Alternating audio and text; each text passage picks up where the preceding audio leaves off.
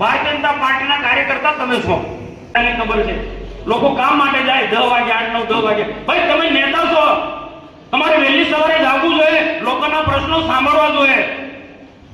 10 વાગ્યા સુધી તમે ઊંઘો તમારા ઘરે, એ ભોલો હોય કે નીલ હોય, આ તો પગ છોડતો હોય નહીં ચાલે. અહીંયા કાર્યકર્તા સાંભળવા પડશે. 10 વાગ્યા સુધી તમે બિસ્તરમાંથી ઉભા નહીં થાવ. મેં નરેન્દ્ર મોદીનો દાખલો આપ્યો.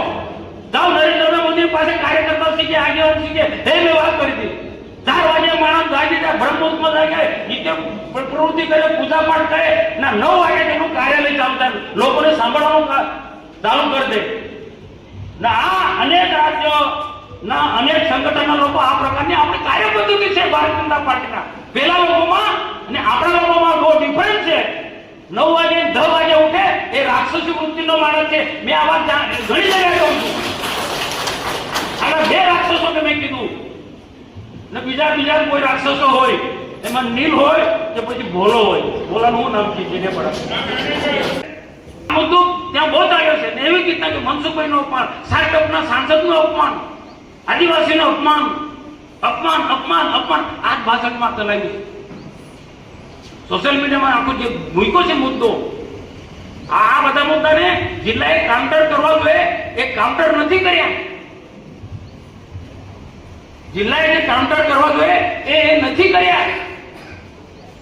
ચૂંટણી પ્રચારની જે વ્યવસ્થા તંત્ર જે રીતના જે ગોઠવવું જોઈએ એ રીતના ગોઠવાયું નથી. આડે ધડ આ મહામંત્રી ભોલાભાઈ ડેડિયાપાડામાં ઘરની બહાર નથી નીકળ્યા. દિવસે એસી ચાલુ કરે અને ખાય અને 2-4-5 લોકો સાથે બેસી ને ચૂંટણીનું કામ બે કે આ રીતના ચૂંટણી જીતાય. ભાઈ મારે તો સારો સંબંધ છે, પણ આ તો કેવું પડે ને.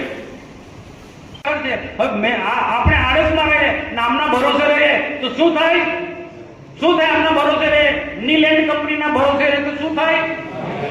વિધાનસભામાં જાય તો એમના ભરોસે નથી રહેવાનું. આપણે ભારતીય જનતા પાર્ટીના વિચારધારાના વળેલા કાર્યકર્તા છે.